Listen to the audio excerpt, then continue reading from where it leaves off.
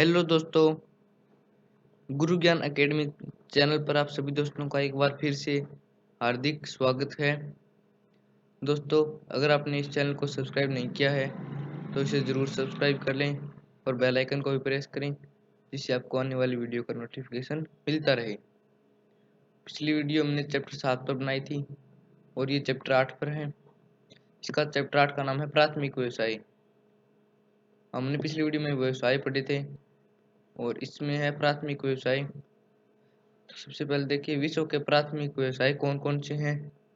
पहला है आखेट यानी शिकार करना, संग्रहण करना, मछली पकड़ना, पशुचारण, कृषि, लकड़ी काटना, खनन।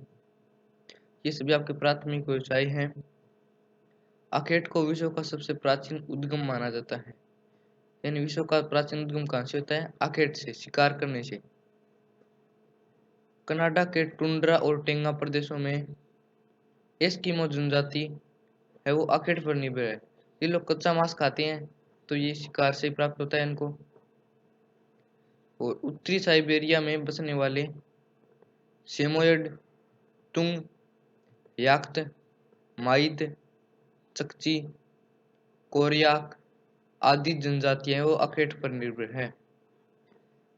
ये देखिए, उष्णकटिबंधीय घास के मैदान, इनके बारे में थोड़ा पढ़ लेते हैं। इन घास के मैदानों को सूडान में क्या कहते हैं? सवाना। वेनेजुएला में इनको कहते हैं लानोस। ब्राजील में कहते हैं कंपाज।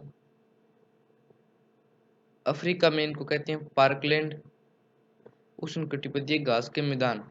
ठीक है, ये टॉपिक हम पढ़ रहे हैं। और अब है शीतोष्णकटिबंधीय घास के मैदान।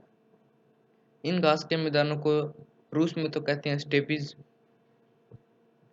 और संयुक्त राज्य अमेरिका में कहते हैं प्रेरीज, और ऑस्ट्रेलिया जो है उसमें इनको कहते हैं डाउन्स। ठीक है, ये थे उष्णकटिबंधीय और शीतोष्णकटिबंधीय घास के मैदान। अब टॉपिक आता है पशुचारण।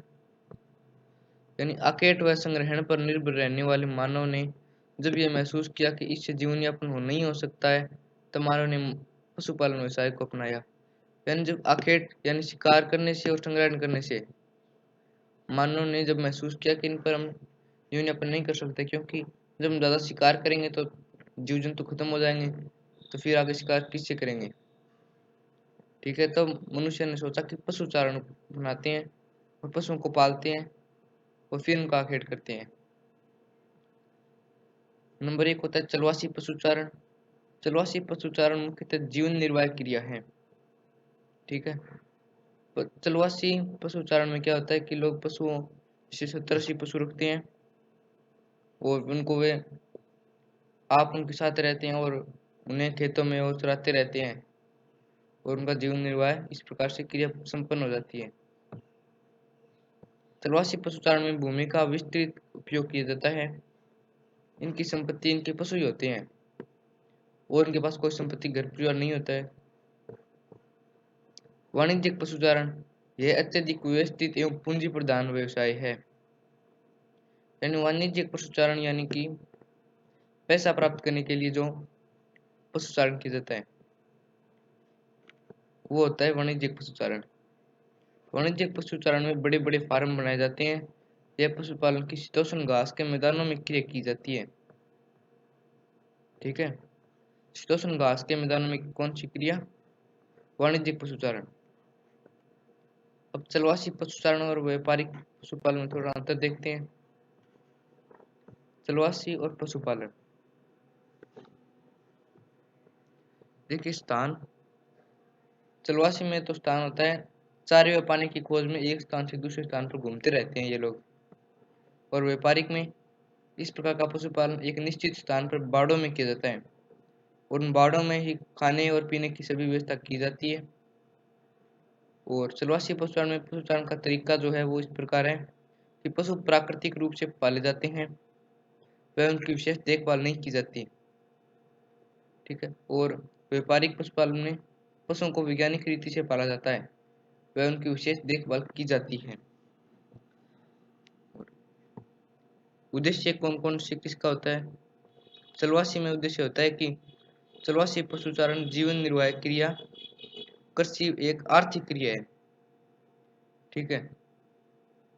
तो ये इन पशुओं से कोई धन वैसा नहीं कमाते हैं, ये सिर्फ पशुओं को पालते हैं और उनसे अपना जीवन निर्वाह करते हैं, और यह व्यापार पर आर्थिक क्रिया करते हैं, यानी ये इनसे खूब सारा पैसा कमाते हैं, ठीक है। अब देखते हैं विस्तार। चलवासी पशुचारण है वो पुरानी दुनिया तक सीमित है, और व्यापारिक पशुचालन नई दुनिया के देश जो है, यानी जो वर्तमान टेक्नोलॉजी है, उनमें भी व्यापारिक पशुचालन प्रचलित है। पशु सुरक्षा, पशुओं के प्रजनन, किस्म, सुरक्षा, बीमारियों पर नियंत्रण व स्वास्थ्य पर कोई विशेष ध्यान नहीं रखा जाता, लेकिन व्यापारिक पशुचारण में पशुओं के प्रजनन, किस्म सुधार, बीमारियों पर नियंत्रण व स्वास्थ्य पर विशेष ध्यान दिया जाता है। तो ये थे इनमें 5 अंतर। आगे देखते हैं। भारत के पूर्वी राज्यों में स्थानांतरित कृषि को झूमिंग कृषि कहा जाता है। मध्य अमेरिका एवं मेक्सिको में स्थानांतरित कृषि को मिल्पा कहते हैं। मलेशिया व इंडोनेशिया में स्थानांतरित कृषि को लदान कहते हैं, ये इनके नाम है, ठीक है। और वियतनाम में स्थानांतरित कृषि को रे कहते हैं, रे। जीवन निर्वाहन कृषि के 2 प्रकार हैं। पहला है चावल प्रधान निर्वाहन कृषि, दूसरा है गेहूं प्रधान निर्वाहन कृषि। अब देखते हैं मिश्रित कृषि। इस प्रकार की कृषि में फसल उत्पादन तथा पशुओं को पालने का कार्य किया जाता है। यानी मिश्रित कृषि वो होती है जिसमें कृषि के साथ साथ पशुओं को पालने का कार्य भी किया जाता है। सर्वप्रथम संयुक्त राज्य अमेरिका में टंक कृषि शुरू हुई। खनन कार्य को प्रभावित करने वाले कारक, ये कारक हैं 2, एक तो प्राकृतिक दशा, दूसरी मानवीय दशा, ठीक है। अब देखते हैं खनिजों की विशेषता। पृथ्वी पर इनका वितरण असमान है, कहीं पर कौन सा खनिज है, कहीं पर कौन सा, कहीं पर कम मिलते हैं, कहीं फूल ज्यादा मिलते हैं। अधिकांश खनिज निश्चित व अनवीकरणीय होते हैं, ठीक है। खनिजों का उत्खनन उपयोग बाजार तथा मांग पर आधारित होता है, यानी कोई खनिज की कहीं पर मांग होती है, किसी की कहाँ पर होती है, ठीक है, उस प्रकार से। अधिकांश खनिज भूगर्भ में छिपे रहते हैं, यानी भूमि के अंदर पाए जाते हैं, जिनके सर्वेक्षण एवं उत्खनन के लिए बड़ी मात्रा में पूंजी, श्रम और विकसित तकनीक ज्ञान की आवश्यकता पड़ती है, ठीक है। अगला है विस्तृत वाणिज्यिक अनाज कृषि। विस्तृत वाणिज्यिक अनाज कृषि, इसमें कृषि व्यापारिक दृष्टि से की जाती है। इस प्रकार की कृषि विस्तृत भू जोतों पर की जाती है। इनका क्षेत्रफल प्राय होता है 240 से 1600 हेक्टेयर तक होता है। इस प्रकार की कृषि की मुख्य फसल गेहूं है। इसके अलावा जौ, जई, राई, तिलहन आदि फसलें भी बोई जाती है। नंबर 4 है खजानों को सुरक्षित रखने के लिए बड़े बड़े माल गोदाम बनाए जाते हैं, ये विस्तृत वाणिज्यिक अनाज कृषि के लिए। अब है बगाती कृषि। इसमें भारी पूंजी की आवश्यकता होती है, निवेश, उच्च प्रबंधन की तकनीक आधार की वैज्ञानिक विधियों का प्रयोग इसमें किया जाता है। यह एक फसली कृषि है। इलायची, काली मिर्च, गन्ना, रबर, चाय, कहवा, नारियल, केला प्रमुख बगाती फसलें हैं, यानी ये बगानों में उपयोग की जाती है। इस प्रकार की कृषि इंडोनेशिया में, मलेशिया में और दक्षिणी चीन में की जाती है।